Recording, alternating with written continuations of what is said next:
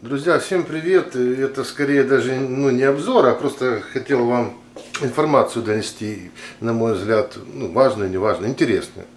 Вот купил такую дрель, и Техман, неважно, но именно моделька 13260.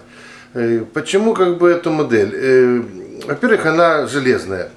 Вот. Во-вторых, лифта патрона практически нет. В-третьих, низкооборотная.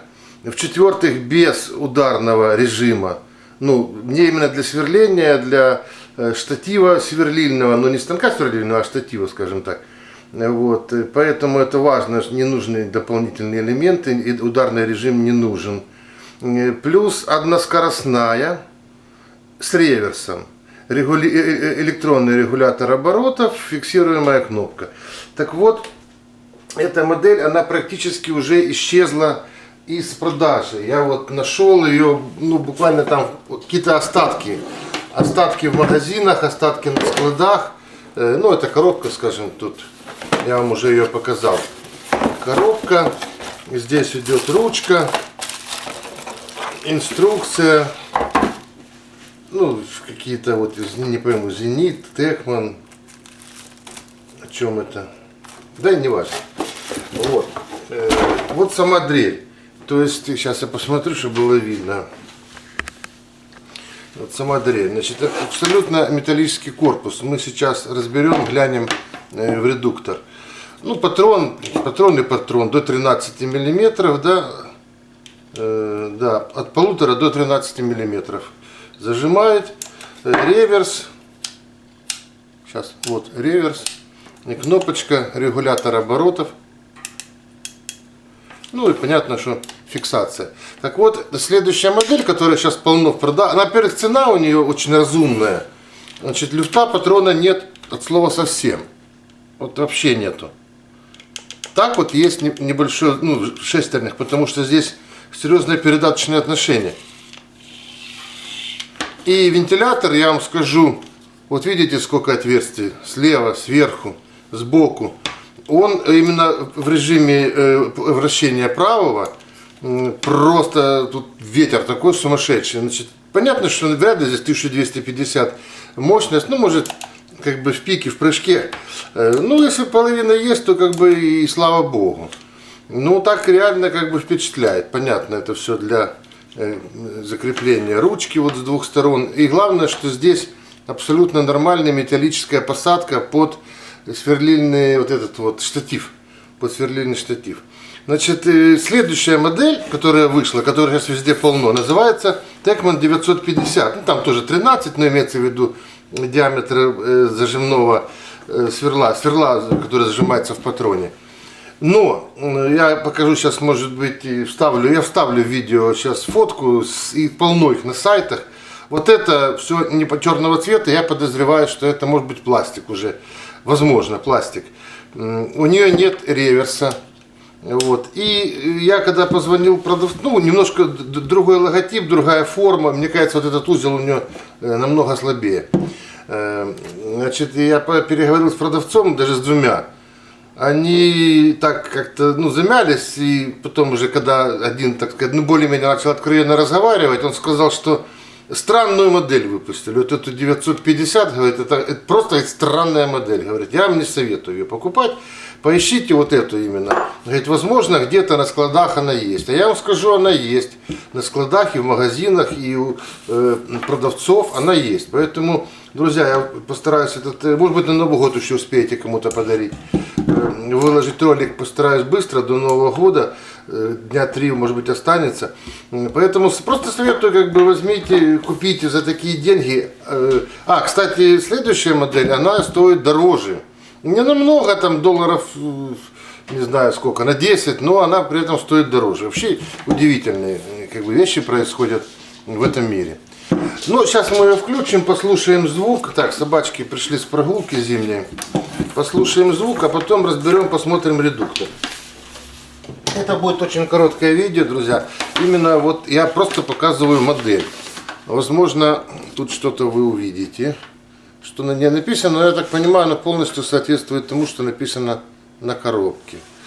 Так, обороты. Она называется не позиционер, а называется там до 1100, по-моему, у нее обороты максимальные, или 1200, или 1100. Она низкооборотная. Вот смотрите, какая скорость. Можно меньше.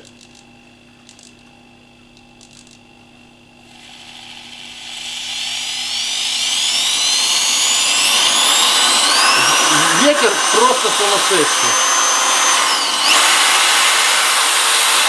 Я вам скажу, что вот это звук, это не от редуктора, а именно вы можете сами услышать, это именно звук ветра охлаждения. Так что, чем как бы не шутят рогатые, может быть и 1200 ватт здесь.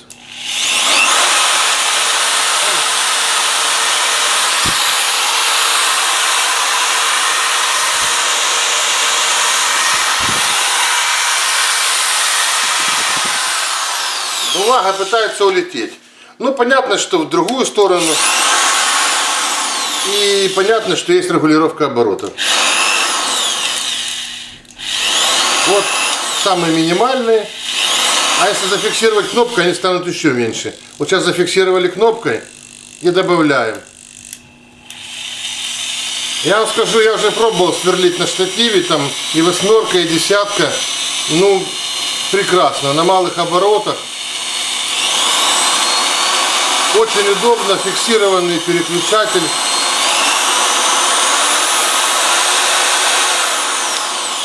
Все. Давайте сейчас открутим, я заодно посмотрю для себя, что там по смазке. И редуктор, надеюсь, все-таки металлические шестерни. Не переключайтесь. Давайте смотреть. Ну, конечно, вот это немножко меня огорчило. Саморезы, думал, винты. Хотя, может быть, в этом сплаве, это все-таки не сталь. Это сплав какой-то, дюраль, алюминий, не знаю.